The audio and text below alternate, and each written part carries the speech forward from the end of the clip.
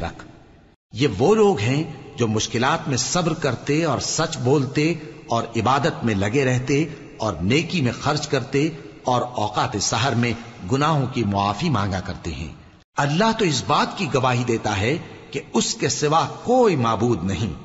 اس حال میں کہ وہ انصاف کا حاکم ہے، اور فرشتے اور علم والے بھی گواہی دیتے ہیں کہ اس غالب حکمت والے کے سوا کوئی لائق عبادت نہیں۔ دین تو اللہ کے نزدیک اسلام ہی ہے، اور اہل کتاب نے جو اس دین سے اختلاف کیا تو علم حاصل ہونے کے بعد آپس کی ضد سے کیا،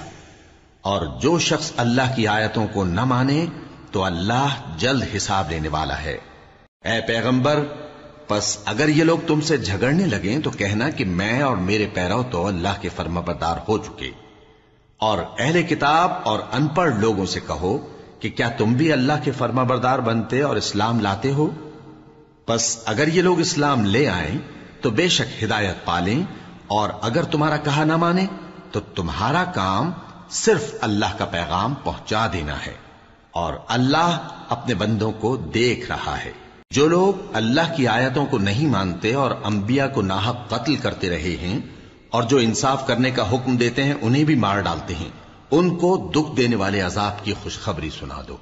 یہ ایسے لوگ ہیں جن کے اعمال دنیا اور آخرت دونوں میں برباد ہیں، اور ان کا کوئی مددگار نہیں ہوگا۔ بھلا تم نے ان لوگوں کو نہیں دیکھا جن کو کتاب یعنی تورات سے حصہ دیا گیا، اور وہ اس کتاب اللہ یعنی قرآن کی طرف بلائے جاتے ہیں تاکہ یہ ان کے تنازعات کا ان میں فیصلہ کر دے، تو ایک فریق ان میں سے پھر جاتا ہے اور منہ پھیر لیتا ہے، یہ اس لیے کہ یہ اس بات کے قائل ہیں کہ دوزخ کی آگ ہمیں چند روز کے سوا چھو ہی نہیں سکے گی، اور جو کچھ یہ دین کے بارے میں بہتان باندھتے رہے ہیں اس نے ان کو دھوکے میں ڈال رکھا ہے۔ تو اس وقت کیا حال ہوگا جب ہم ان کو جمع کریں گے، یعنی اس روز جس کے آنے میں کچھ بھی شک نہیں، اور ہر نفس اپنے اعمال کا پورا پورا بدلہ پائے گا، اور ان پر ظلم نہیں کیا جائے گا۔ کہو کہ اے اللہ، اے بادشاہی کے مالک، تو جس کو چاہے بادشاہی بخشے اور جس سے چاہے بادشاہی چھین لے، اور جس کو چاہے عزت دے اور جسے چاہے ذلیل کرے۔ ہر طرح کی بھلائی تیرے ہی ہاتھ ہے، اور بے شک تو ہر چیز پر قادر ہے۔ تو ہی رات کو دن میں داخل کرتا اور تو ہی دن کو رات میں داخل کرتا ہے، تو ہی بے جان سے جاندار پیدا کرتا ہے اور تو ہی جاندار سے بے جان پیدا کرتا ہے،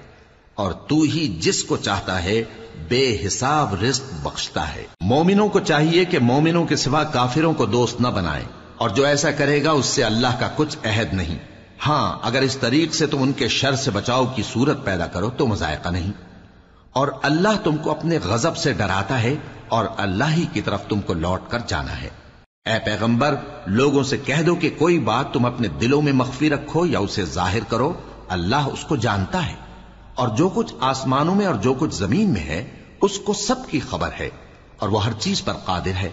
جس دن ہر شخص اپنی کی ہوئی نیکی کو موجود پا لے گا اور اپنی برائی کو بھی دیکھ لے گا تو آرزو کرے گا کہ اے کاش اس میں اور اس برائی میں دور کی مسافت ہو جاتی، اور اللہ تم کو اپنے غضب سے ڈراتا ہے، اور اللہ اپنے بندوں پر نہایت مہربان ہے۔ اے پیغمبر،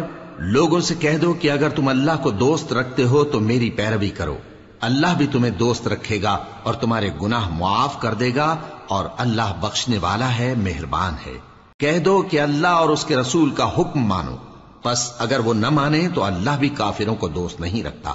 اللہ نے آدم اور نوح اور خاندان ابراہیم اور خاندان عمران کو تمام جہان کے لوگوں میں سے منتخب فرمایا تھا، ان میں سے بعض بعض کی اولاد تھے، اور اللہ سننے والا ہے، جاننے والا ہے۔ وہ وقت یاد کرنے کے لائق ہے جب